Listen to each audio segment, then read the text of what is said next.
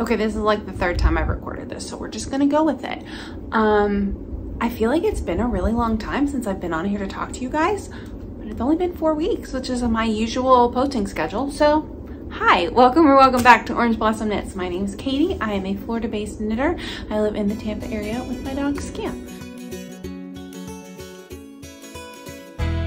We are in a new location today. Part of the reason that I feel like it's been so long is like I've been meaning to come and record this for at least a week, and every time I have time to film, I'm not like done up to film. I don't have any makeup on, my hair's a mess, whatever. But I went to a wedding this morning, and so I have makeup on. I look like a grown-up human, and so I thought I would come on and film. But because it's much later in the afternoon than I'm used to filming, the light in my house is weird. I'm in my bedroom, obviously, looking at a great big window, so I have like lots of natural light, but also my air conditioner is broken. And if you know anything about Florida in July, it is very hot. So I'm sorry if you can hear the noise from the fan. I cannot survive without it running because it is 80 degrees in the house, and that is the coolest that my air conditioning can currently make it be. And it has been weirdly difficult to get somebody to come out and fix it.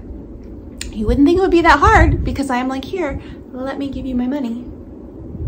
But it is what it is, I guess. I think the guy was supposed to come on Friday and he couldn't come on Friday, so now he's coming next week, but I can't. I have to go to work on Monday, so like the earliest he can come is Tuesday. It's been a whole thing. And like, it's just getting hotter here, but I'm living with it. Luckily, I'm not home a lot of the time, which is the other reason that I haven't been on a film for you guys. Also, this fingernail is like, I mean, all my nails are a mess, but like this nail is like chipped at the edge and needs filed, and it's driving me crazy. And like, I can feel it when I mess with my hair. It's getting snagged in the lace of my dress. I am a hot mess today. So hopefully this video won't be a hot mess. Let's just jump right into it. We will start with finished objects. That seems like the place to start, right? I finished my top for the summer flock along for Flock Fiber Fest. I might be too close to the camera, but it's okay. This is my top for Flock Fiber Fest. This is the Underlace top by Lily Kate France. I knit this in a size 3, and what do I want to say about this? I really like it. I think it turned out really cute. I love the stripes. It is knit in Madeline Tosh in the colorway paper, that's the white, and then this is the twist light, and the blue is the Magpie Fibers Swanky sock in the colorway empty night. So you knit the body, which there were some new skills for me in here. I have never knit stripes before, so I learned how to do jogless stripes. The stripes, the beginning round was on the side, and so you can see my stripes are jogless. I also learned to carry my yarn. I don't know what, okay, I was gonna say, look how neat that is, but I don't know what's going on in this section. But like, here, look at this blue section instead. Look how neat that carry is. I'm so proud of myself. This bind off was new to me, this like sewn whip stitch bind off. That was new to me. That was a new skill that I had to learn. This is the kind of bind off that I was trying to do in my Salty Air Tee. Remember how I said the end of my the bind off of my Salty Air Tee is kind of a mess? It's because this is what I was trying to accomplish, only I didn't know what I was doing, and so it's a mess. So maybe now that I know how to do it, I will pick that out and fix it. I do have enough yarn to knit the extra rows that you need to do this. So yeah, you knit the body, and then you attach then you pick up stitches for the sleeves, and then you knit the lace flat, and you attach it to the sleeves. I love this lace. It's so pretty. I guess the camera's on this side. This lace turned out so pretty. I will say, you knit these separately, the arm lace and the neck lace you knit separately. And I knit each of these arms twice, and I think only one of them came out really like nice and neat. It's this one, in case you were curious. Of the 4, this is the neatest. But yeah, so the body and the armhole lace is already blocked. I still have to block the neckline, and I've been putting it off because, y'all, this yarn bled like crazy. You can actually see that, so since I did these separate and blocked them separately, you can actually see that the color in the body and the color on the lace are entirely different because this blue yarn bled like wild. And so I'm afraid to block the neckline because I had to pick up stitches with the blue, and so I'm afraid it's gonna bleed more and like be a whole thing. So I haven't done it yet, but I really need to, because also, and it's part of me is like, well, just block the white part, like spray it with water, like use a spray bottle to soak it. But I also need to block the blue part because even though I followed the instructions for this neckline, again, you knit the lace separately and then you have to like pick up stitches, and so I picked up the number of stitches called for in the pattern. It sits very tight on my neck, so I want to kind of aggressively block not just like the lace but the actual like neckline to see if I can, there's some give in here, so to see if I can stretch it out a little bit and give myself some breathing room. So I don't know what I'm gonna do yet. Maybe I can spray the whole thing with the spray bottle rather than like soaking it in the sink, and just douse it and hope it doesn't bleed too much. I don't know. If you know what to do about that. I've also seen some people use like the Shawl color catcher things, so maybe I could try that. I do have a couple weeks before I like need to have this like finished, even though like all the ends are woven in, except there's one that I missed over here. But all the ends are woven in, the body is blocked already. The sleeve lace is blocked, so really it's just the neckline. And again, you can see like in here, look at the difference in the color between this neckline lace, which hasn't been blocked with the blue, and this here, which this row was also not here when I blocked this. So yeah. But otherwise, I knit this to pattern, except for it's supposed to be really cropped. You can see the shaping here. So you do decreases, and then I think I got to the end of the decreases like here, and this was supposed to be like, you're supposed to knit to like a length that's specified in the pattern, and when I got there it was way short on me. Like it hit at my natural waist, but because I am tall, my natural waist is a long way from where most of my pants hit, and it was way too short. Way too short. So I knit more, and so since I had to knit it back longer, since I chose to knit it back longer, all the stitches that I had decreased out I put back in, and I just followed the decrease instructions for like how many and how often. I followed them to do the increases. So yeah, but that's the only modification that I made to this. I think the next time I would have to look at the pattern and see. I would definitely make this again because I think it's super cute, and I think it would be really fun. And this is obviously like wool yarn. I think it's like wool and cashmere. The Swanky sock, I think is wool and cashmere. The twist, I believe, is just wool. Might be wool and nylon, but I think this would be really fun and useful in Florida in a summer weight fiber, like in a maybe like in a cotton linen blend. And so I would have to look at the pattern and see. I think there are enough stitches in the book before you pick them up that I could knit the neckline at the neck size up, like pick up the stitches for the neck size up, and that would make it like looser. So the other thing would be is I could try and cast on more loosely or do a different cast on. I think I probably just did a German, like the German twisted cast on, not the German twisted cast on. That's not the cast on that I used. The long tail cast on. I probably just did a long tail cast on. So I could try like the German twisted, which is a little stretchier. Really the tightness is in the picked up stitches, so I don't know what to do about that. Maybe pick up on a bigger needle so they're looser. I don't know. If you guys have advice, let me know. But otherwise, yeah, this is my underlace top, and I will be wearing this at Flock Fiber Festival in a couple of weeks. That's my only finished object. Let's talk about whips. I have like weird energy today. I'm like both tired because I was gone from my house for a really long time, but also, I don't want to say over caffeinated. I had coffee like this morning, but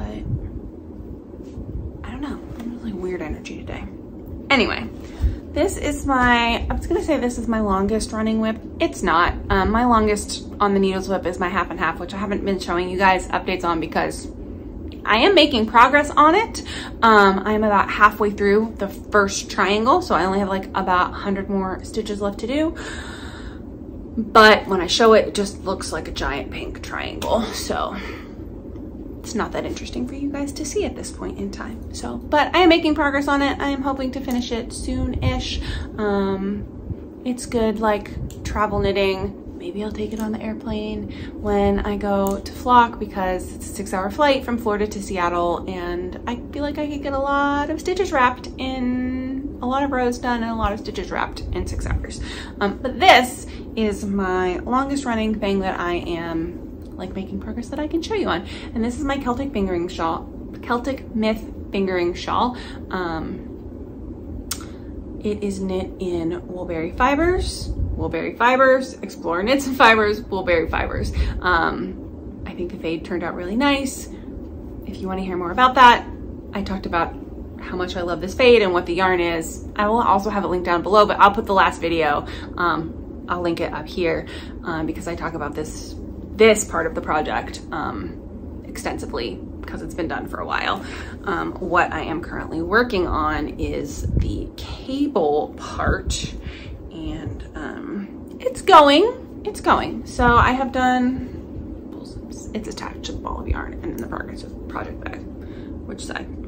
This is the cabled side. That's the back side. Let's show you the right side. So yeah, so I mean, you can see it. It's definitely cabling.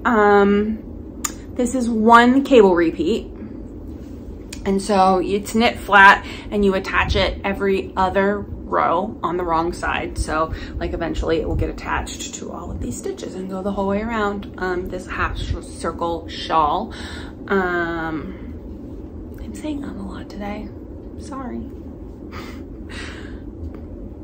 I have set myself a goal of, this is not like easy knitting for me. I have to really pay attention to what I'm doing, and I feel like I'm like paying attention to every stitch and checking the chart every 4 stitches because most of them clusters are like 2 or 4 stitches.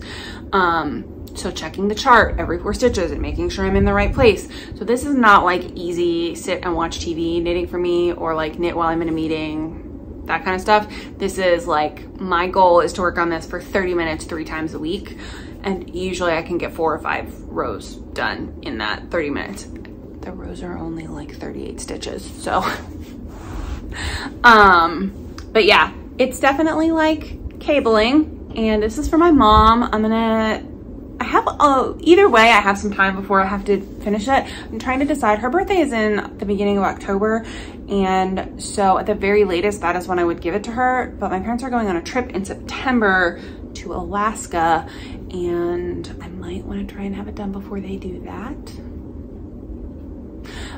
Because that's really the last place they are going this year that she would take and wear something like this. So we'll see how much progress I'm making on it in 30 minutes 3 times a week, and where I'm at as it gets closer to when the trip is. But yeah, I'm enjoying learning again about cables. I'm not sure that this was the best like first cable project because the cables are complicated. It's not like, I see a lot of patterns now and I'm like, it's a cable that just sort of twists in one direction, and it's the same cable over and over and over again. The cables are different. There's, I think, 4 different cables in this pattern, and they're set up differently in every row. So it's not like you're doing 2 of them and then do a row and then repeat the same 2 or whatever. It's like sometimes, so if it's like cable 1, cable 2, cable 3, cable 4, sometimes it's like do cable 1, cable 3, cable 2, cable 4, and then the next time it's do cable 2 and cable 4 and cable 2 and cable 4. Like, it's it's not the same every time. Now potentially the longer I knit on this, like I will start to remember it, but that seems unlikely because this is a charted pattern. Potentially if it was a written pattern, I might also remember it better, and my brain absorbs words better than like symbols. But yeah, it's definitely, like, I am enjoying learning cables, but I am not sure that I would say that that is it's a beginner cable project. And it is in this cute bag that I got from a local-ish to me yarn store in Sarasota called A Good Yarn, which I think is a great name for a yarn store, but also would be a fun name for a bookstore. Okay, next work in progress. What you doing? You pulling the stuffing out, huh? Someone would like to say hi. We're sitting on the floor, so that is clearly his space.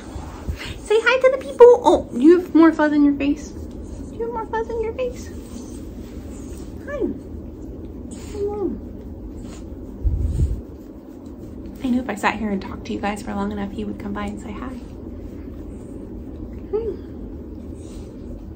Yes, stop pulling dragon stuffing out. He has this little dragon. This dog, he's little, but he can destroy a dog toy like nothing else. And so he has this little, the toy that he's playing with, well, we just call it Dragon because it is a dragon. He has had a long time and has mostly managed to not destroy it, although it needs some repair work. And every so often he starts pulling the stuffing out, and then I have to take it away, and I really should just pull all the stuffing out, but I lost my train of thought. Where was I? Oh, my next work in progress. So since I finished my flock top, I have started originally my plan for my next work was going to be that I was going to do the outline tank or the outline tee. I hadn't really decided.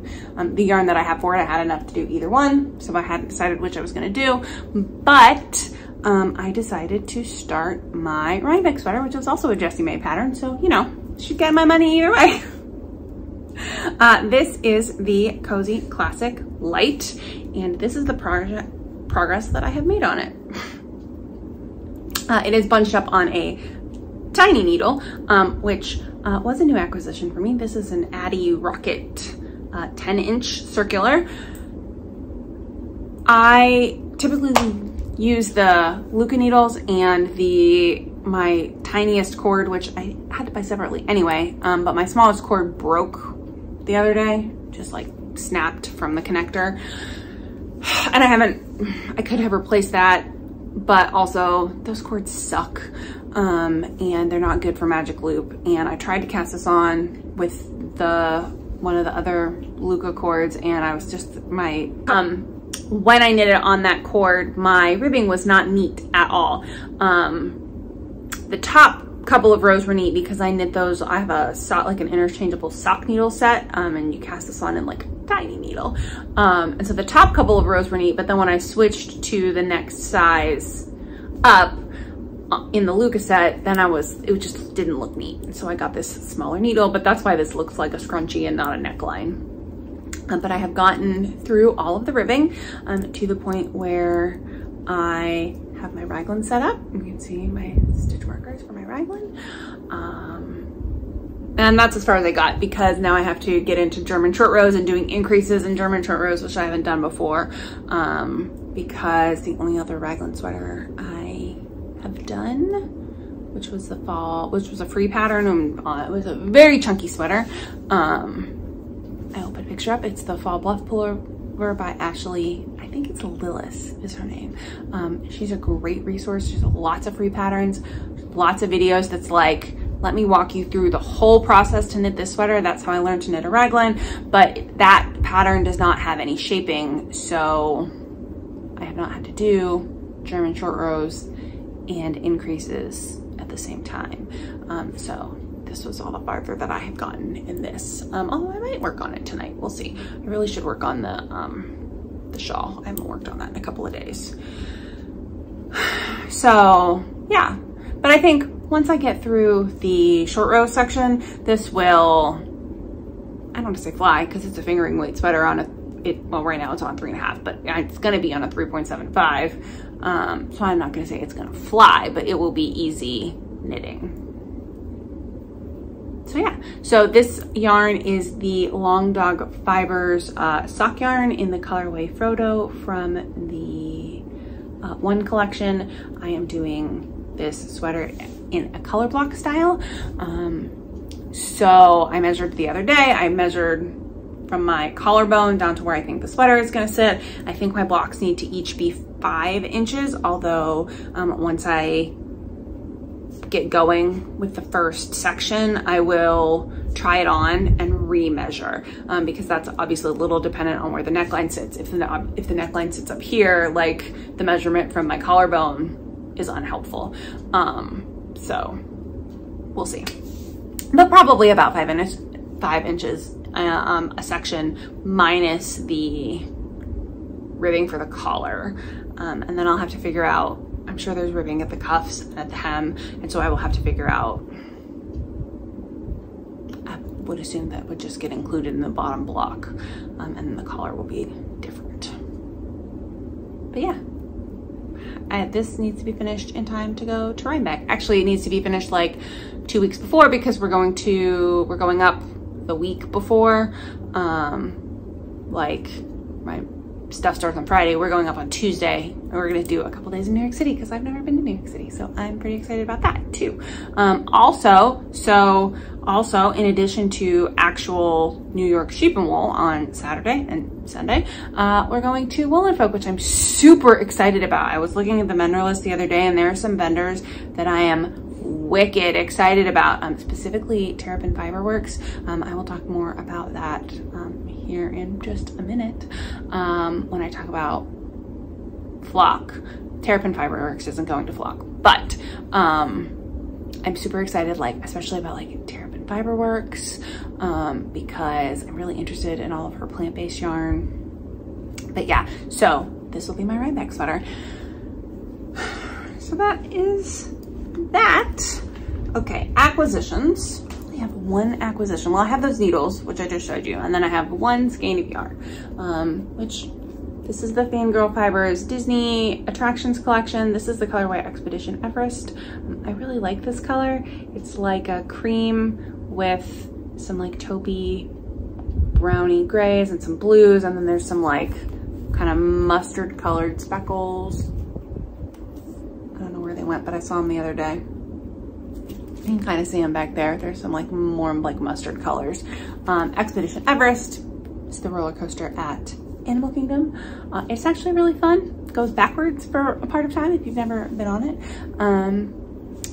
But yeah, this is really fun. I very heavily considered getting a second skein of this, but I'm not sure that wool t-shirts are my jam, guys, because wool is hot even in a fingering weight, and it is hot in Florida. It's 96 degrees right now, and it is almost 7 o'clock at night. So, and also it's extra hot in my house because, as previously mentioned, my air conditioner not working.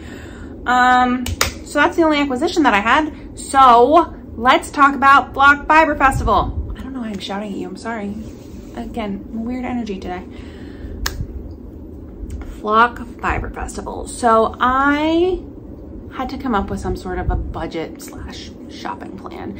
And what I think I'm gonna go with, we're gonna try it out for Flock, which I think will be less overwhelming because it's only one day. I mean, technically it's like 2.5 days, but we're definitely going on Saturday. We have tickets to go on Sunday, but if we've blown the whole yarn budget on Saturday, we may not go back on Sunday. If we haven't blown the whole yarn budget, or if there's things we feel like we just can't live without, we have tickets to go back on Sunday. But for now, we are only definitely going on Saturday.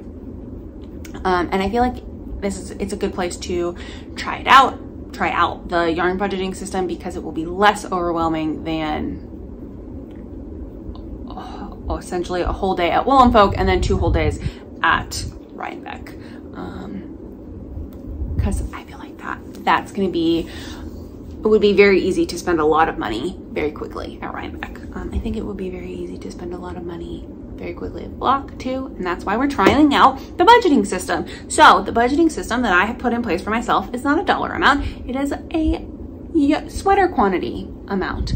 So I have told myself, I have figured out that roughly the monetary budget can support 5 sweater quantities of yarn, which is a lot, but is not the most amount of sweater quantities I've bought in one sitting. So that belongs to EKF Ireland collection, where I bought many sweater quantities of yarn. So 5 sweater quantities of yarn, and that is a sweater quantity no matter what the weight is. So if it's a fingering weight sweater quantity, I can, you know, get the quantity that I need to make a fingering weight sweater. If it's an Aran weight or a bulky weight, I would never be buying a bulky weight yarn for a sweater because I don't need that.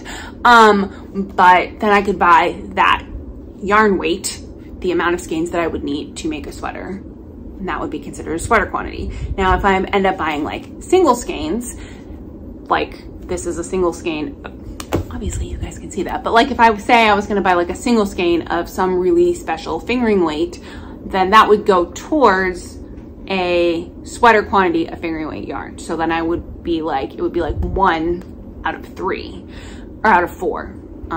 That's the general, unless I have a specific project amount, a specific project in mind. Usually I can make most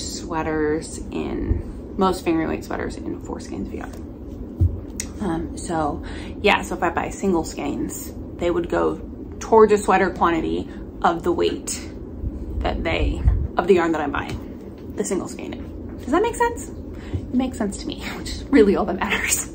The exceptions, there are a couple of exceptions to that. The main exception is the mohair for my cargo sweater, which I was going to also try and have done by Rhinebeck, but I have made some changes to the future knitting plans. But that mohair, I know that I want to use knitting for olive for that. The monetary budget for that has already been like set aside. I just haven't bought the yarn because I haven't really had plans to cast on the sweater. But Jess from La Mercerie, the shop that is hosting Flock, posted a live the other day where she said they are going to have all of their colors of the Knitting for Olive mohair at the Fiber Festival. You will not be able to like purchase it and walk away with it, but you can purchase it from them and they will ship it to you for free. And so I will probably do that while I'm there, because they're gonna give you free shipping and the money's already budgeted. Why the heck not? But that is separate from the general Flock budget, because I have had the money set aside for that for a while. I just haven't bought it yet. And then there is a separate like monetary budget, like a dollar amount that I'm carrying around in my head for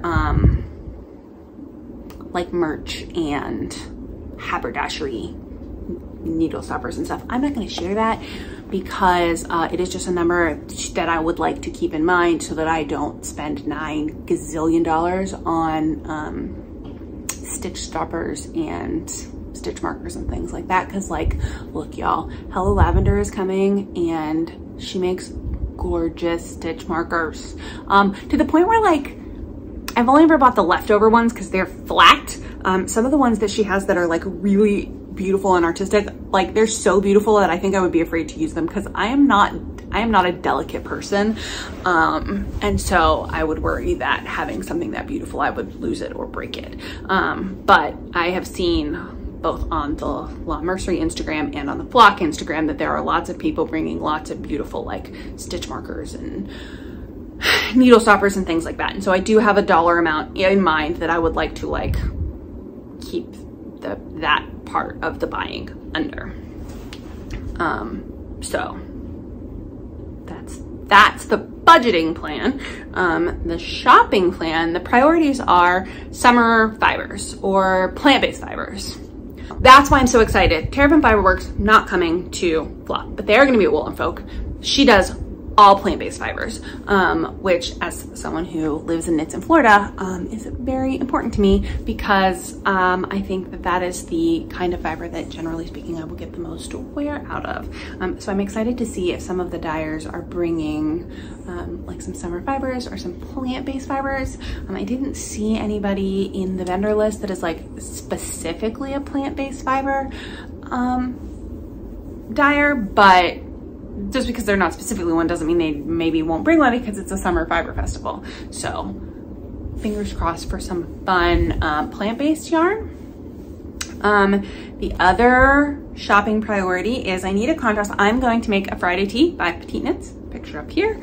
And the main color I got for that is, sorry, dog's being weird, is this one, which is Explore Knits and Fibers in the colorway Cookies and Cream. It's so fun and like speckled. This is from their ice cream colorway, and they did this special label just for the ice cream colorways. So yeah, so this is gonna be the main color. Originally I thought I just wanted to do the contrast stripe like in black, but now I'm thinking this like gold color would be really pretty, this like golden brown, or maybe like a softer, like a dark gray rather than black. If you have opinions, let me know, but I will be looking for a contrast for that. And then also I was heavily Instagram influenced by the new Andrea Mowry Rhinebeck pattern, the tessellated. I'm gonna do the vest, not the pullover, because I think I would like to have it done in time for Rhinebeck, and I'm more likely to get a vest done than a full pullover. So I need like a floofy yarn for that. One of the contrasts is like is the Moondrake Fibers Fuo Fuo, which Moondrake is coming to Flock, so I will definitely look at it. But that yarn is very pricey. You only need one skein of it, but it is real expensive. Like I have previously said, the Magpie Swanky sock is the most expensive yarn I have ever bought, but if I buy that Moondrake yarn, that will overtake it. So I need some sort of floof. The other contrast colorway that I got in the Taylor Swift Sorella Taylor Swift Eras collection. I got the colorway Enchanted, which I will put up a picture of. It's really pretty like pinky purple variegated, and so I think I'm going to use that. And then the main color I'm going to do in a navy, and so I need to choose like a floofy yarn color. I'm thinking like a bright purple maybe. I know that like bright pink is really having a moment because of the Barbie movie, but I think I might want like a vibrant lavender. I don't know. If you have suggestions, let me know. Or I think I think a really pale pink could be pretty, but I'm worried that that might not be enough contrast between the Enchanted and the floofy yarn versus like a really like vibrant lavender would be like a nice contrast without being too like dissonant. So yeah, so contrast for the Friday tee, contrast for this tessellated vest, summer fibers. Those are the like actual specific yarn priorities. Also, I need a contrast color. I got the Camellia Fiber Company, Camellia Fibers, the Magic Sprinkle, again, influenced by the internet. Our Knits and Pearls was talking about it. I got the Magic Rainbow Sprinkles yarn, which is the one that is UV reactive. I'm gonna try, and I took a video of it on my phone, and so I will try and put the video in. If not, I will put just a picture, but I'm gonna make a downtown hoodie by Tour U in this, so I do need a contrast for the stripes for that. I'm thinking something like really electric and bright. Originally, I was thinking bright pink because bright pink is having a moment, but I also think that like a neon yellow would be really fun, and since it's like way away from my face, because I'm not a person who can kind of see the yellow in the brights, but I'm not a person who can wear a lot of yellow. It just makes me look jaundiced. So since those stripes would be way away from my face, maybe like a really bright yellow would be fun instead of bright pink. But I thought that would be fun as because really the only time I'm in a black light is when I'm at Disney, and so that would be really fun as like a winter weight. I think it's a sport weight pattern. I have to double check.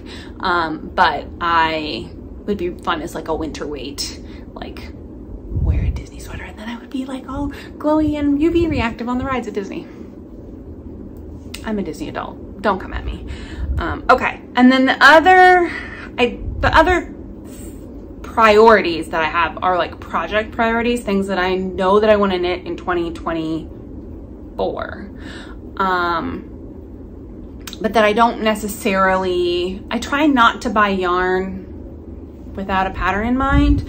I won't say that that never happens. I do have a couple sweater quantities of yarn that I'm still waiting to find the perfect project for. Hi, hello again. You want to sit with me while I'm chit-chatting? Okay. I do have a couple of sweater quantities of yarn that don't have a project assigned to them, but usually I try to have a project in mind before I buy yarn, or I try and keep the projects that I want to knit in mind so that if I see a yarn, I'd be like, oh, that would be perfect for such and such project. So the projects that I'm keeping the most in mind are the Ingrid top by Gloria Fibers, which is this really pretty like summer eyelet top. There is a sweater version, but I have a sweater that's very similar to that. That's a shop bought sweater. So I don't see myself knitting the sweater version anytime soon, but I do think that especially if I can find a plant-based fiber, I do think the top is really pretty. And it's something that I could wear like out to lunch with my girlfriends or whatever.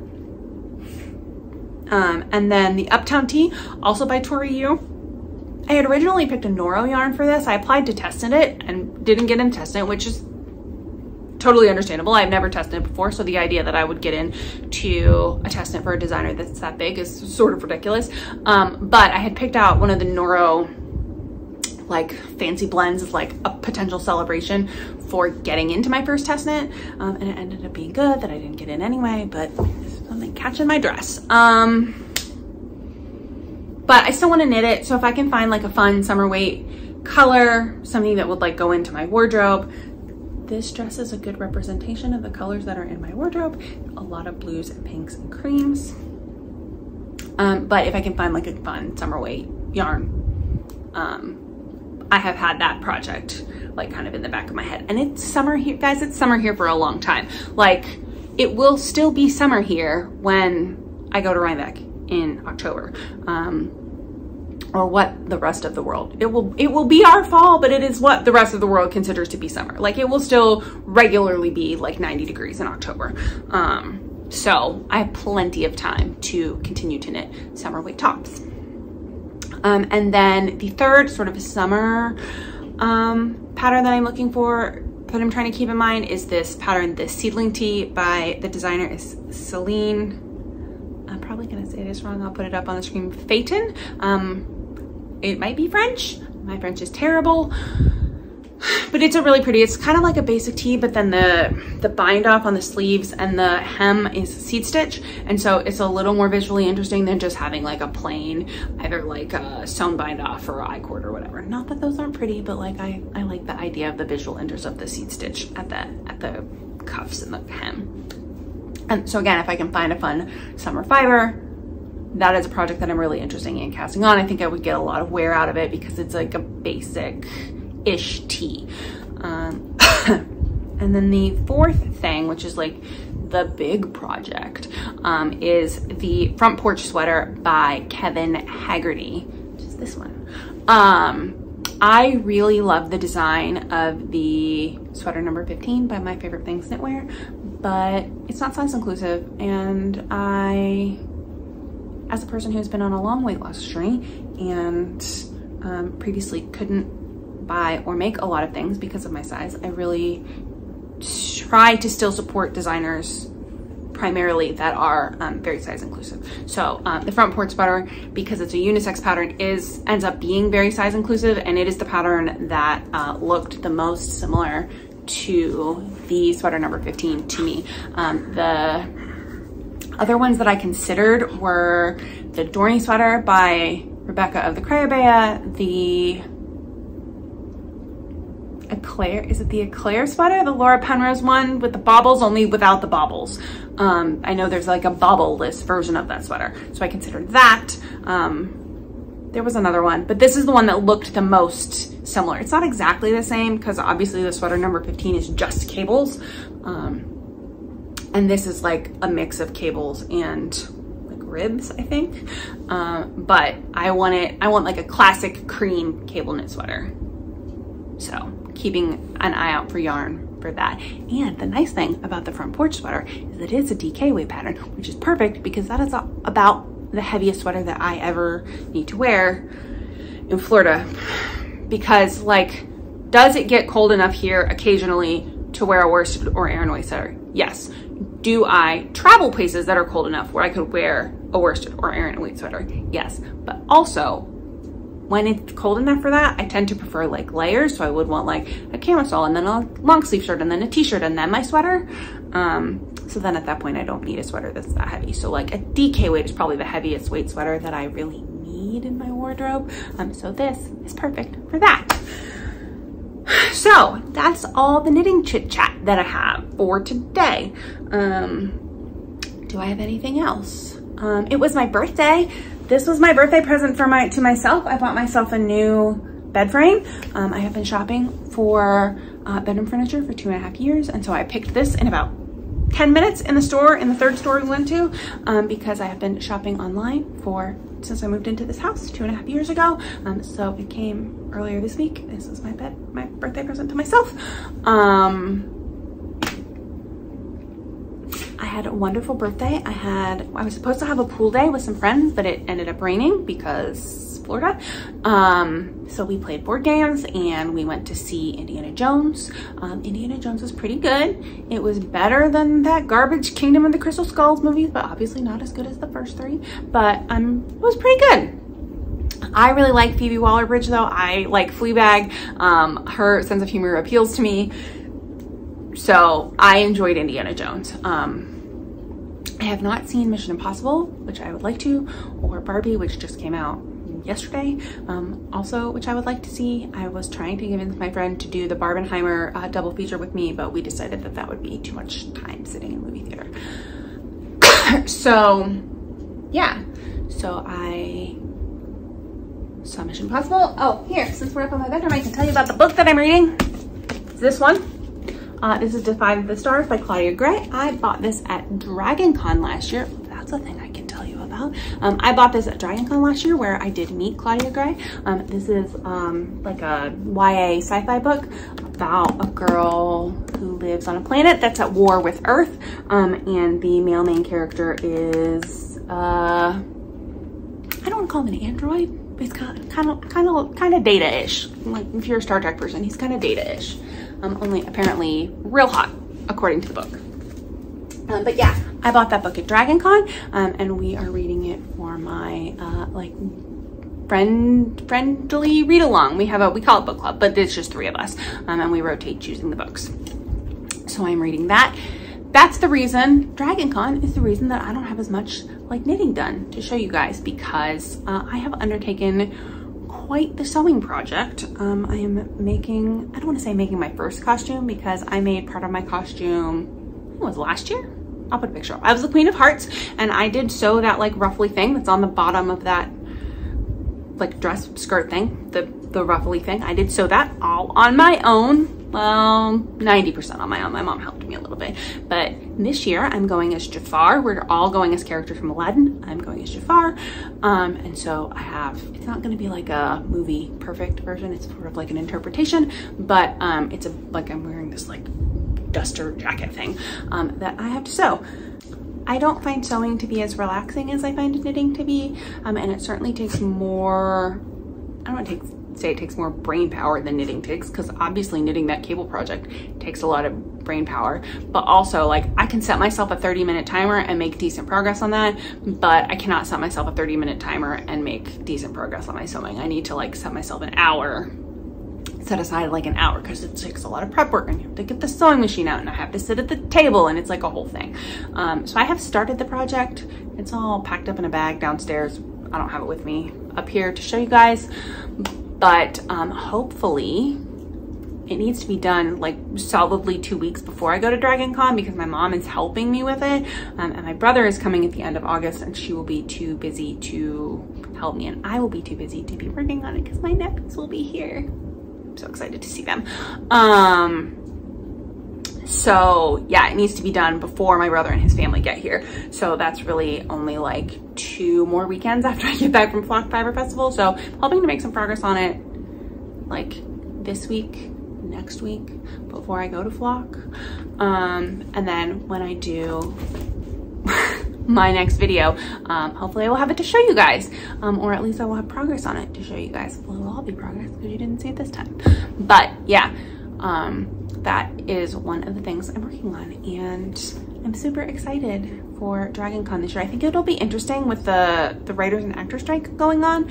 I don't go to a lot of the actor panels anyway, although I certainly have in the past. We went and waited for a really long time last year for the Star Trek Discovery panel so that we could see Ethan Peck and Anson Mount, which was super fun. That was a really fun panel. But Dragon Con is an interesting like convention because if there's a niche that you're into, there's probably other people there who are into it too. So like obviously I met that author on a writing panel last year. So I'm excited for Dragon Con. But now I think that really is all that I had to talk to you guys about this time around.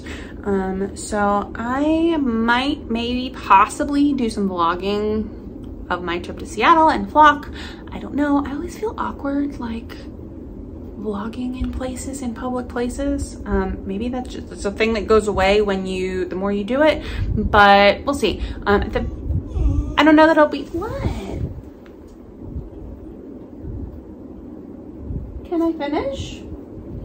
Hello? Yes, I know. You're mad because you're not the center of attention, but I'll be done in a minute. Like, look, you can look at the clock and time me. Do you think we can be done in 90 seconds if you stop distracting me?